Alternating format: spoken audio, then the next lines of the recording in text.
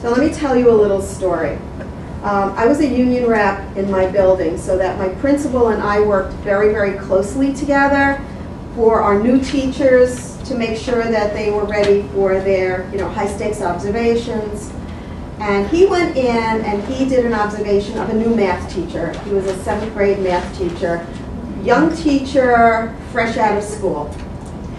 His philosophy of teaching was he wanted to be a pal and a friend to his students.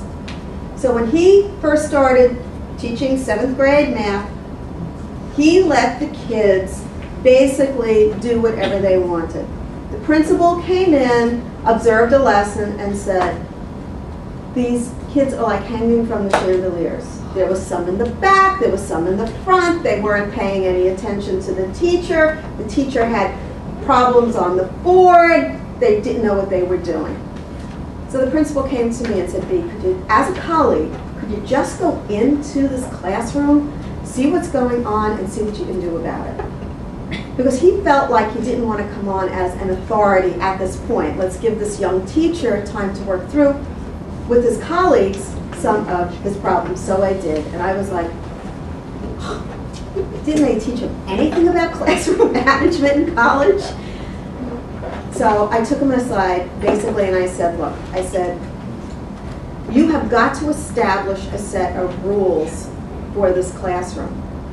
And he said, well, I told the students at the beginning of the year, and I had them on the board, I had a list of what the rules were. I said, but do they understand what these rules are? Oh, well, I guess not. I said, look, here's what you're going to have to do. And I said, it's going to be much worse now as we're midway through the year, because they're already used to how they can work in this classroom. So he said, well, what could be some of the rules? I said, well, let's sit down and work it out. And basically, it was like 3 very simple rules. It was respect, follow directions, and raise your hand when you want to be recognized. And you have to stay in your seat unless you have a specific direction or get direct permission to leave, to get out of your seat, that was the worst part of his classroom. Everybody could get up and move whenever they wanted to. So he worked on that. So I went in a few weeks later and I saw it was getting a little better. But he came to me at that point about 3/4 of the way through the school year, and he said, B, he said, this is really hard. He said, I am spending a lot of my time just enforcing these 3 simple rules. And I said to him, next year, you do it the first week of school. You make sure that every child has practiced the rule, that you've done a what does it sound like, what does it look like, so they really understand the rule.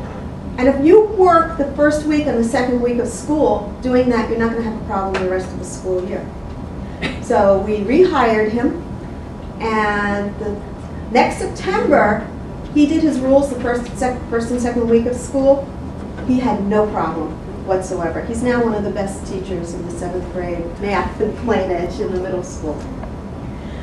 But the importance of establishing those rules at the very beginning of the school year is really, really important. So let's look at what some of these rules may be for a school media center or for any classroom. I love the first one, which says share everything but germs. That was like really appropriate to this school year, wasn't it? Where we had those flus going around. I will be prepared for class. That is a good one, because when students come into your school media center, they are usually missing something. They are missing a pen, they're missing their assignments, they're missing paper. So part of your procedures is to make sure that they're prepared when they get to you. So that also means that you should have a little supply of pencils, paper, things that the kids may need for your library lessons. You can read through some of these yourself, but I will treat others politely and with respect. Very, very important. And that really covers a multitude of issues. What kind of respect can they show in your school media center? Listening. Attention. All right, listening, paying attention, which is respect for the teacher. What other kind of respect? Respect for the books and the... Exactly, respect for the resources, the tables, the chairs. And when you teach students this concept of respect, you're telling them what it means. Does it mean writing on the desks? No, it means writing on paper. We don't write on desks. And you go through a variety of eventualities. All right, so now we have respect for the teacher, we have respect for the resources. Susan? Respect for the students. A lot of them don't speak languages. They don't want laughing at each other. Exactly. Respect for your student peers. Exactly, the other students in the class. All right, so we have respect as a very, very good rule. Be nice to each other. It's not nice to throw things. Be safe, be respectful. I like be productive from bell to bell. Listen, we mentioned. And you can certainly read the others that are on this list. But I'm usually very, very thrilled when I walk into a school media center and I see library rules. 1, 2, 3. All right, so that's establishing and enforcing the rules. Let's talk about enforcing for a few minutes. If you have a rule, it needs to be enforced. In other words, if somebody is showing disrespect, you need to address that.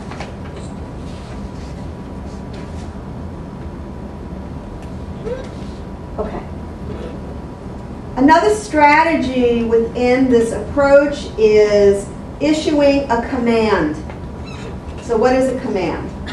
A command is a statement that the teacher uses to tell students they're supposed to do something that the teacher wants them to do.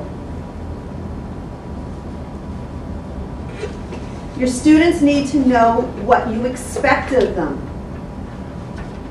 And one of the ways you can do it is through a command.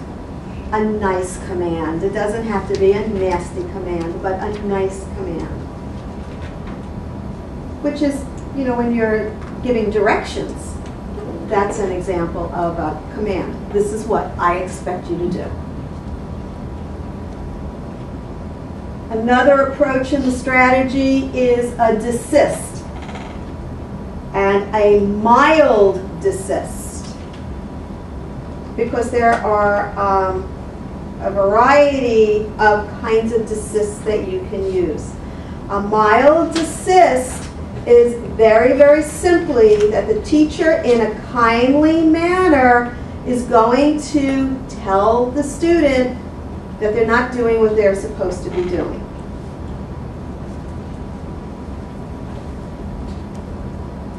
It's a soft reprimand.